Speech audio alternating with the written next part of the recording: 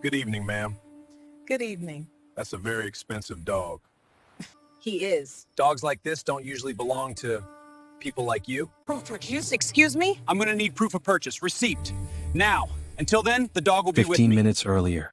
The leash clicks into place on Bruno's collar with the same satisfying snap it makes every night. Naomi checks her watch 9:32 p.m. Right on schedule. Bruno's tail is already wagging as she grabs her keys from the ceramic bowl by the door. He knows the routine. He's been dancing in circles since she kicked off her work heels 20 minutes ago.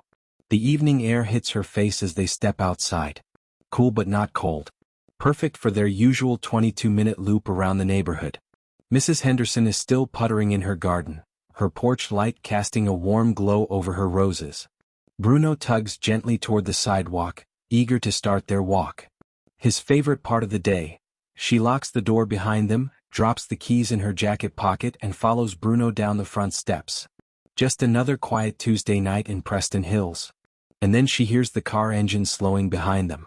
What the officer didn't know was that his body cam was recording every condescending word from his mouth. Have you ever had that moment when you just knew something was about to go wrong? Hit that like and subscribe button and let me know where you are watching from and what time is it for you right now. Meet Judge Naomi Carter. 56 years old. 23 years on the bench. She's presided over discrimination cases, hate crimes and civil rights violations. She knows exactly what bias looks like when it's dressed in a uniform. Her life philosophy is simple. What isn't documented can be erased. That's why she always wears her smart glasses with built-in recording capability. Not paranoia. Preparation. 3 decades of being the only black woman in courtrooms taught her that truth needs witnesses. Bruno isn't just her dog, he's family. Licensed through the city. Registered with the American Kennel Club. Microchipped with her information. Every piece of paperwork filed perfectly because Judge Carter doesn't do anything halfway. She paid $8,000 for Bruno from a certified breeder in Virginia. She has the receipt, the breeding papers, the health records, the insurance policy. Everything documented because she learned long ago that her right to own things would always be questioned. Bruno was a gift to herself after her divorce was finalized. A companion who wouldn't judge her 12-hour workdays or her preference for quiet evenings at home. He became her shadow, sleeping beside her bed, sitting in her home office while she reviewed cases. But tonight, on this quiet street where she pays a $4,000 monthly mortgage, someone is about to challenge her right to walk her own dog. The neighborhood breathes quietly around them. Preston Hills is the kind of place where police patrols happen twice a night as a courtesy, not a necessity. 3-car garages, manicured lawns and property values that start at $800,000. Naomi walks with the confidence of someone who earned her place here. Federal judges don't get appointed by accident. Harvard Law School, 15 years as a prosecutor, 8 years as a district judge before her federal appointment. She's one of only 43 black women to ever serve as a federal judge in the entire history of the United States. But her path here wasn't easy. Growing up in South Memphis, she watched her father work 3 jobs to keep their family afloat. Her mother cleaned houses during the day and took college classes at night, determined to show her daughter that education was the only way out. "Don't just survive, baby," her mother used to say. "Excel so loudly they can't ignore you." And she did. Valedictorian of her high school class. Full scholarship to Spelman College. Then Harvard Law, where she was one of only 12 black students in her entire class. Every door she opened, she had to push twice as hard as everyone else. The divorce 3 years ago had been devastating. 28 years of marriage ended when her husband decided he wanted a fresh start with his 28-year-old assistant. Their children, Michael and Sarah, lived in London and Tokyo respectively, building their own successful careers. Video calls every Sunday weren't enough to fill the empty house. That's when Bruno came into her life. Not as a replacement for human companionship, but as a bridge between loneliness and peace. Someone to talk to during her morning coffee. Someone who was always happy to see her come home. Someone who never judged her for working late or eating dinner alone. Bruno trots beside her, his leash slack. He knows this route by heart. Left on Maple, right on Oak, circle around the park back home. 22 minutes of peace before tomorrow's docket of cases that will decide whether families stay together, whether businesses can discriminate, whether justice actually exists. They pass the park where neighborhood children play during the day. The same park where Bruno loves to chase tennis balls on weekend mornings. The same park where Naomi sits on the bench sometimes, watching families and remembering when her own children were small. Tonight was supposed to be simple. A quiet walk with her dog. The most normal thing in the world. A federal judge taking her companion for their evening routine in the neighborhood where she's lived for 8 years. But Officer Brian Keller has different plans. The cruiser's headlights sweep across them as it pulls to the curb. The engine idles. A car door slams. The sound echoes in the quiet street like a warning. If stories like this matter to you, hit that subscribe button right now. We're exposing the truth that others won't tell you, and every subscription helps us reach more people who need to hear these stories. Officer Brian Keller steps out of his patrol car. 34 years old. 5 years with the department. His record shows 16 complaints for excessive force, all dismissed. 3 complaints for racial bias, all deemed unsubstantiated. Tonight, that record finally catches up with him.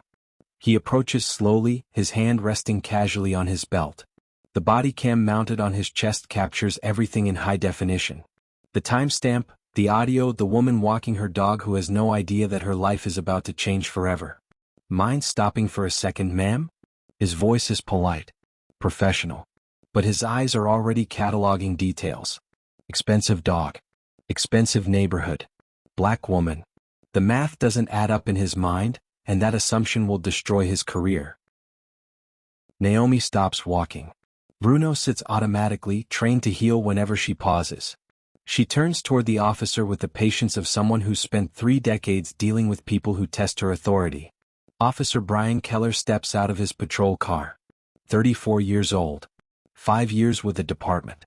His record shows 16 complaints for excessive force, all dismissed. 3 complaints for racial bias, all deemed unsubstantiated. Tonight, that record finally catches up with him. But let's talk about Brian Keller for a moment.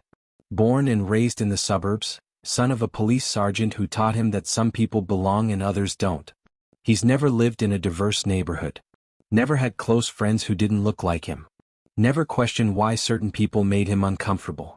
His police training was supposed to address bias, but 18 hours of diversity seminars can't override 34 years of assumptions.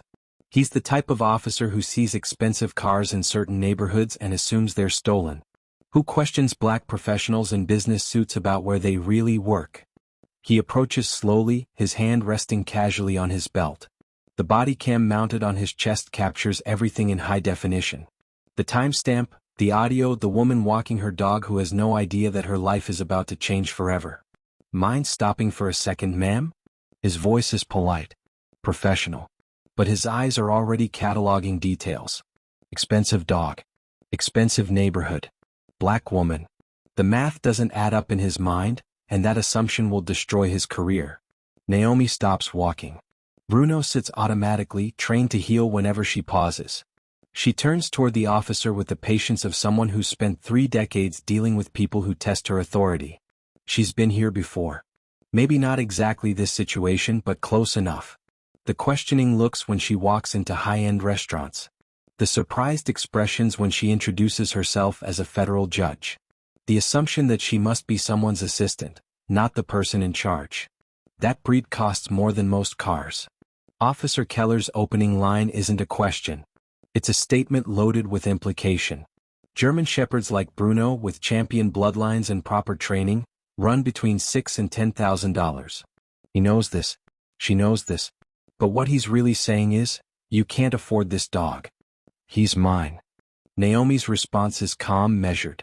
23 years of courtroom experience taught her never to react emotionally to provocations. State facts. Let the evidence speak.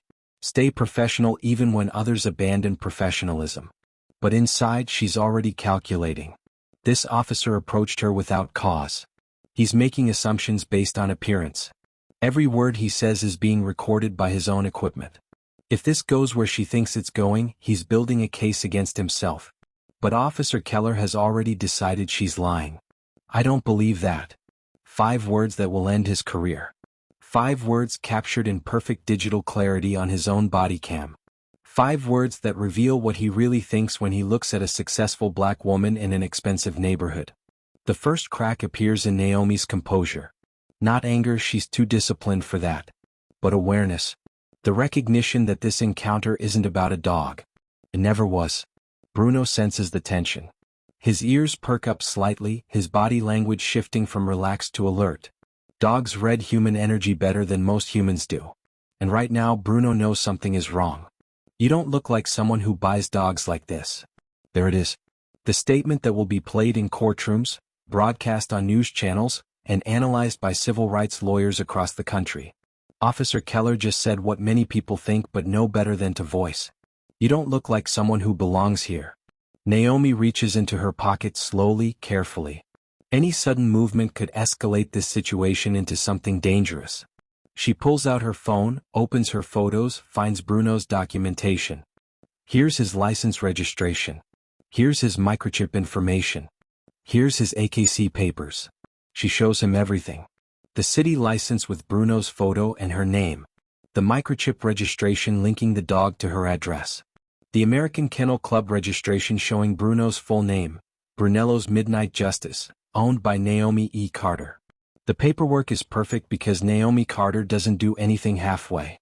Every document filed properly, every regulation followed exactly. She learned long ago that her right to own things, to exist in certain spaces, would always be questioned more thoroughly than others. Officer Keller glances at the phone screen for maybe 3 seconds. Those don't prove purchase. He dismisses 2 years of documentation with a wave. The microchip that legally proves ownership. The city license that requires proof of ownership to obtain. The AKC papers that literally establish her as Bruno's registered owner. None of it matters to him. I'm seizing the dog until ownership is verified. The words hit Naomi like a physical blow. Bruno isn't just property to be seized. He's her companion, her family, her emotional anchor after brutal days in court. And this officer wants to take him based on nothing but his own assumptions. This is the moment everything changes. This is when a routine evening walk becomes a federal case. 2 years ago. The breeder's facility in Virginia. Naomi had driven 3 hours to meet Bruno's litter, had spent weeks researching bloodlines and health clearances. The divorce papers had been finalized that morning. 28 years of marriage ended with a signature and a division of assets. The house felt empty. The future felt uncertain. At 54 she was starting over. This one has the best temperament, the breeder had said, placing the 8-week-old puppy in her arms. He's calm, intelligent, loyal. Perfect for someone in your profession. The paperwork had taken an hour to complete. The purchase contract, health guarantees, registration forms. $8,000 for a companion who would never question her worth, never leave her for someone younger, never make her feel like she wasn't enough. He's officially yours, the breeder had smiled as Bruno fell asleep against Naomi's chest. That was the moment she knew she'd made the right choice. Not just about the dog but about her life. She didn't need anyone else's approval or companionship to be complete. She had her career, her purpose, and now she had Bruno. For 2 years they'd been inseparable. Bruno slept beside her bed, sat in her office while she worked, traveled with her to the family cabin in the mountains. He was more than a pet, he was family. And now a stranger wants to take him away because he doesn't believe she deserves to have him. Back on the street, Officer Keller's radio crackles to life. Unit 447, what's your status? He presses the button, his eyes never leaving Naomi. Possible stolen property. Owner uncooperative. Uncooperative. The word that will haunt his testimony later. The woman who showed him 3 forms of legal documentation is somehow uncooperative because she dared to prove her ownership. You're obstructing now, Officer Keller says, his voice rising. The body cam captures everything. His aggressive posture. Her calm responses.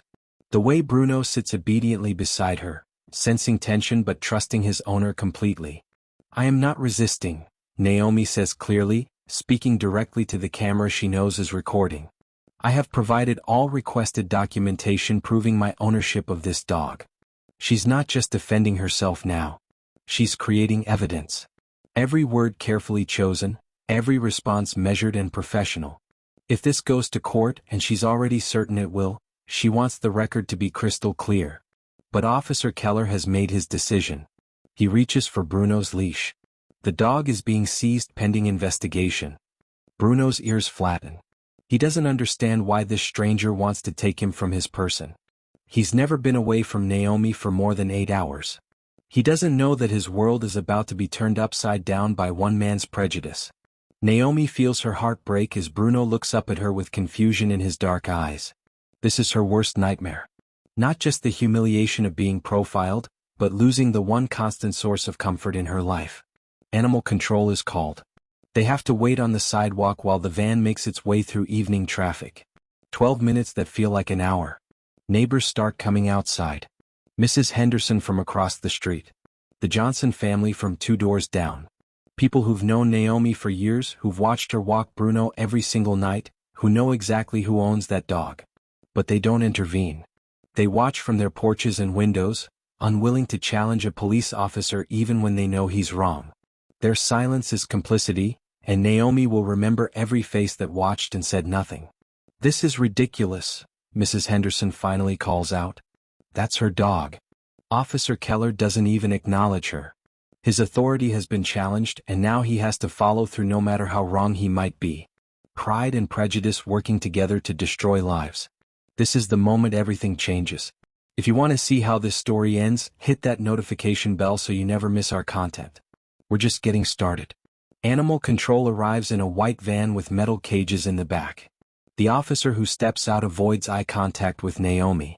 His name is Marcus Rodriguez and he's been doing this job for 8 years.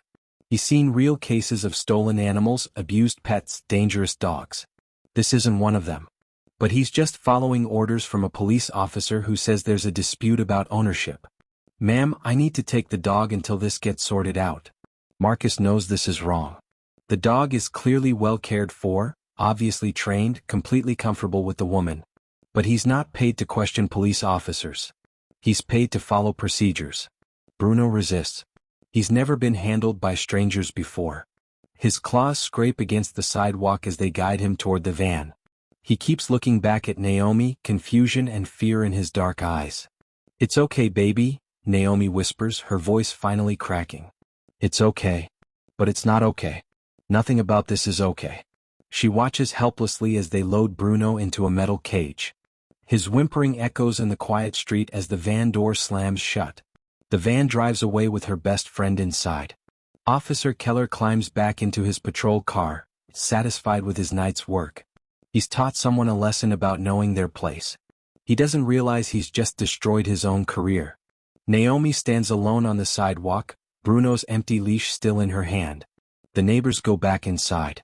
The street returns to its quiet normal, as if nothing happened. But everything has changed. Her mother's voice from 30 years ago, when Naomi was a young law student facing her first taste of institutional bias. She'd come home in tears after a professor questioned whether she was really law school material. "Let them talk, baby. Let them show their true colors. Remember everything. Document everything. And when the time comes, make them pay for every word." Her mother had cleaned houses to pay for college, had endured decades of condescension and disrespect from people who thought they were better than her. But she'd never let it break her spirit or dim her ambition. "You don't fight ignorance with anger," her mother had said.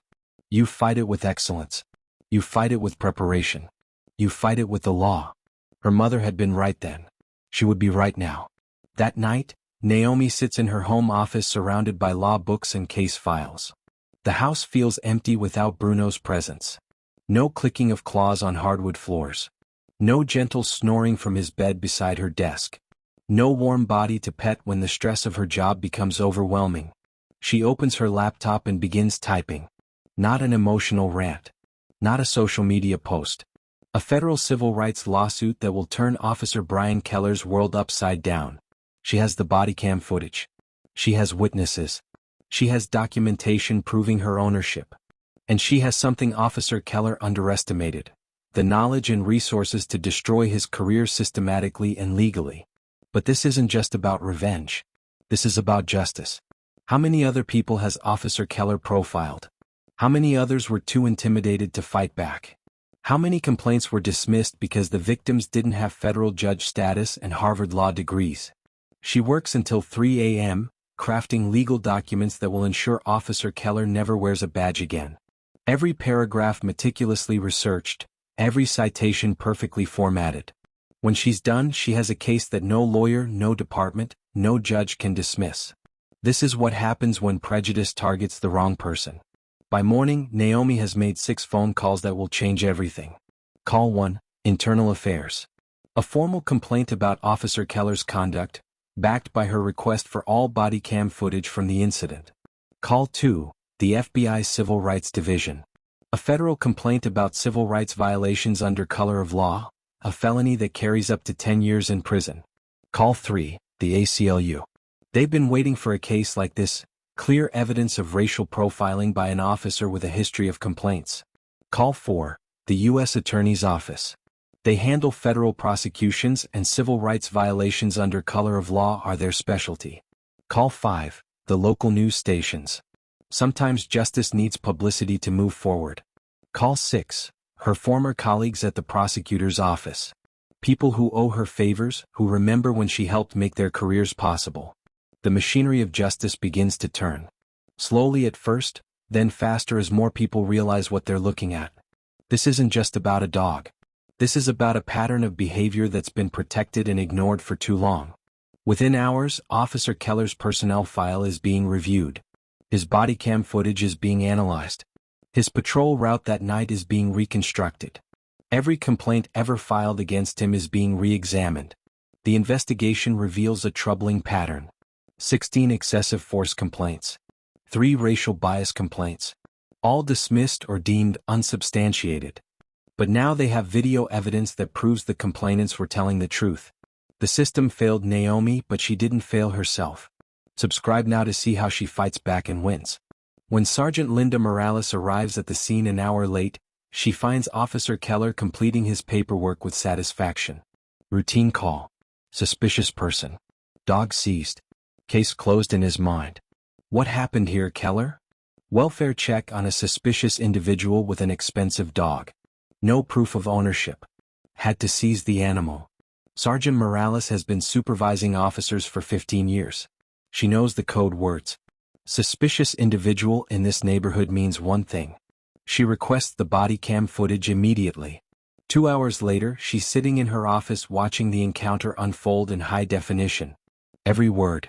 Every assumption. Every violation of department policy and federal law. You don't look like someone who buys dogs like this. She rewinds and plays it again. Then again. There's no interpretation needed. No context required. Officer Keller just ended his career in one sentence. But it gets worse. As she reviews his file, she discovers the pattern. 16 excessive force complaints. 3 racial bias complaints. All dismissed by previous supervisors who didn't want to deal with the paperwork. She realizes the department has been sitting on a time bomb for years, and Officer Keller just detonated it. Ma'am, I need your name for my report. Judge Naomi Carter. United States District Court for the Eastern District. The silence on the other end of the phone call stretches for 10 seconds. Sergeant Morales has just realized that her officer didn't just racially profile a random citizen. He racially profiled a federal judge. One of the most powerful people in the judicial system. The woman who decides whether police departments get sued successfully. The woman who can approve or deny search warrants. The woman who holds careers like Officer Keller's in her hands every single day. Your Honor, I need to ask, are you planning to file a complaint? Sergeant, I've already filed 6 complaints.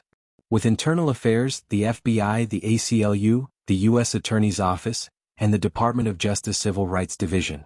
Your officer violated my civil rights under color of law. That's a federal felony carrying up to 10 years in prison.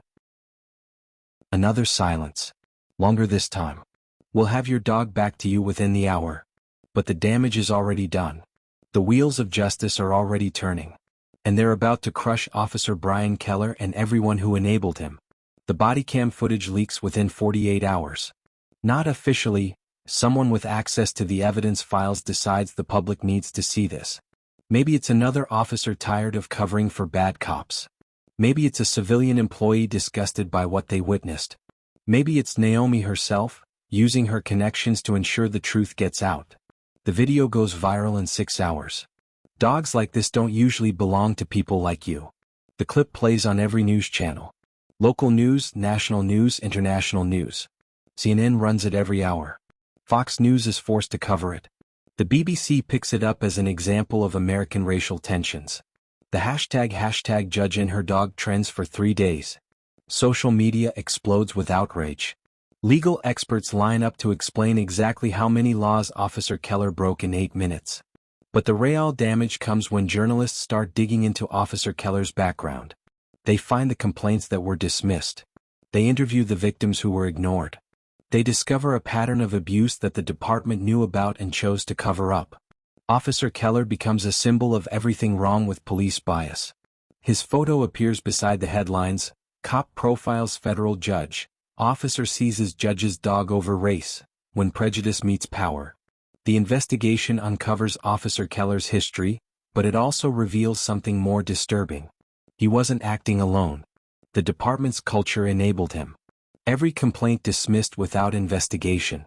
Every supervisor who looked the other way. Every administrator who decided it was easier to transfer problem officers than to fire them. The records become public through Freedom of Information Act requests. Every complaint. Every dismissed allegation. Every time the system failed to stop him from hurting people. Civil rights lawyers start calling his previous victims. People who couldn't fight back before. People who were ignored. People who thought no one would believe them against a police officer.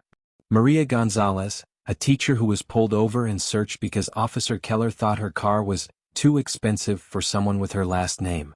Deshaun Williams, a college student who was questioned about loitering while waiting for a bus in front of his own apartment building. Mrs. Chin, an elderly woman who was accused of shoplifting in a store where she'd been shopping for 20 years. Now they have proof that they weren't imagining the bias. They weren't being too sensitive. Officer Keller really was treating people differently based on how they looked. The lawsuits start piling up. Wrongful arrest. Civil rights violations. Excessive force. Pattern and practice violations against the entire police department. Legal experts explain what this case represents. It's not just about one bad officer. It's about a system that protects bad officers until they attack someone who can't be ignored. Dr. Angela Davis, a criminal justice professor at Howard University, appears on the evening news. This case is significant because it shows how bias operates at every level. Officer Keller felt comfortable saying these things because he'd never faced consequences before. The department felt comfortable dismissing complaints because they never had to answer to someone with Judge Carter's resources and knowledge. The case becomes a teaching moment about privilege and power. Judge Carter had the education, resources, and connections to fight back. But what about everyone else? What about the people who can't afford lawyers, who don't understand the system, who are afraid to challenge authority? The conversation expands beyond police bias to larger questions about justice and equality. Who gets believed? Who gets protected? Who has to prove their right to exist in certain spaces? This is what happens when someone fights back with the system instead of against it. Hit subscribe to see more stories like this. 6 months later, Officer Brian Keller stands in federal court facing charges that will end more than his career. They'll end his freedom. Deprivation of rights under color of law. A federal felony carrying up to 10 years in prison. Conspiracy to violate civil rights. Another federal felony. False imprisonment. Unlawful seizure of property. Violation of Fourth Amendment rights. The prosecutor reads the charges while Keller's lawyer tries to negotiate a plea deal. But Judge Naomi Carter, sitting in the gallery, not on the bench, has made it clear she wants a trial. She wants every detail exposed. Every assumption challenged. Every moment of that night examined under oath. She wants other victims to see that the system can work when you know how to use it. The body cam footage plays in court for 3 days. The jury watches Officer Keller's assumptions unfold in real time. They hear his voice saying words that can't be explained away or justified. "You don't look like someone who buys dogs like this." His defense attorney tries every angle. It was a misunderstanding. Poor communication. Overzealous policing, not racism. Officer Keller was just doing his job, following procedures, protecting the community. But the evidence is overwhelming. The pattern is clear. And when other victims testify about similar encounters with Officer Keller, the jury sees the truth. Maria Gonzalez takes the stand and describes being pulled over for driving while Latina. Deshaun Williams testifies about being questioned for existing while black. Mrs. Chen explains how Officer Keller made her feel like a criminal for shopping while Asian. This wasn't one bad night. This was how he treated people who didn't look like they belonged in his world. The jury deliberates for less than 2 hours. Guilty on all counts. 13 years in federal prison. No possibility of parole on federal charges. His police pension forfeited. His badge permanently revoked.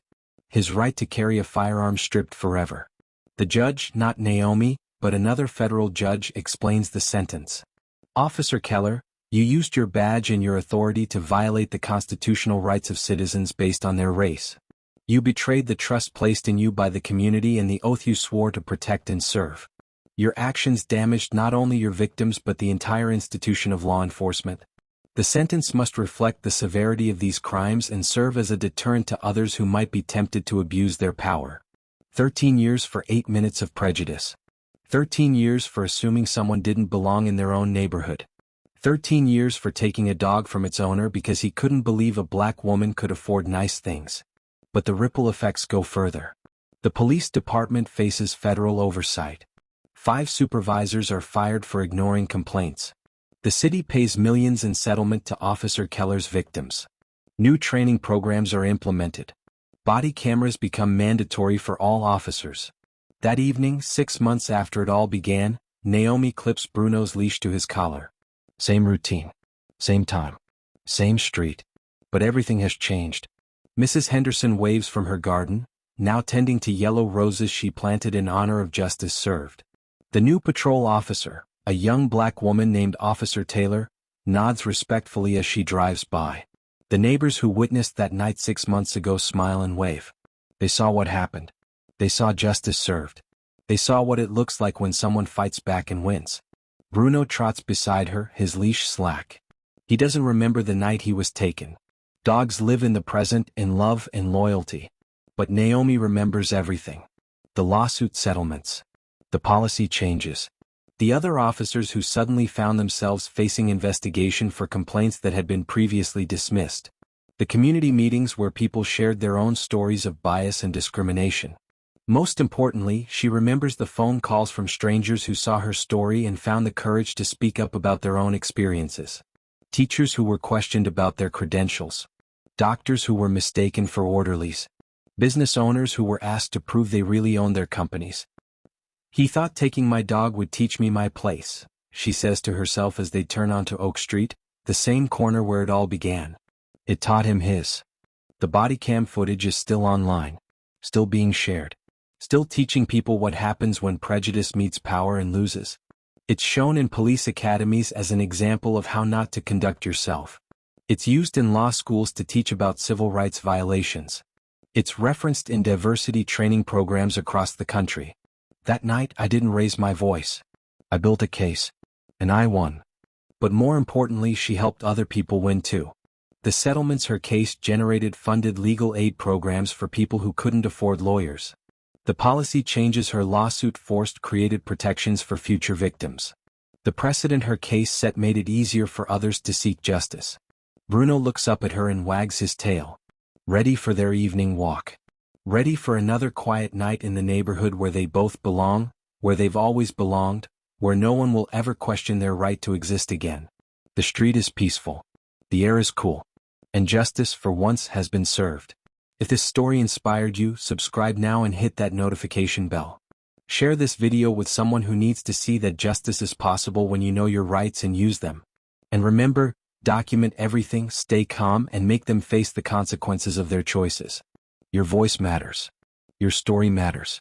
And sometimes, one person fighting back can change everything.